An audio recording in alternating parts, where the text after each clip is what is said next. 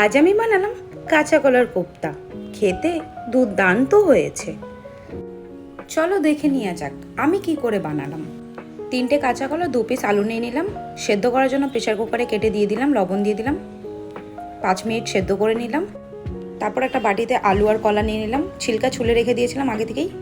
লঙ্কা আদার paste দিয়ে দিলাম, জিরার গুঁড়া, লঙ্কার গুঁড়া, হলুদের গুঁড়া, গোলমরিচের গুঁড়া দিয়ে দিলাম। তার সাথে 1 চামচ দিয়ে দিলাম ময়দা। ভালো করে মেখে নিলাম। তারপর এক এক করে কাটলেটের শেপ দিয়ে দিলাম। গ্যাস জ্বালিয়ে কড়াই বসে দিলাম, তেল দিয়ে দিলাম, ওর মধ্যে ছেড়ে দিলাম কাটলেটগুলো। ততক্ষণ ভাজা হতে থাকলো লো ফ্লেমে।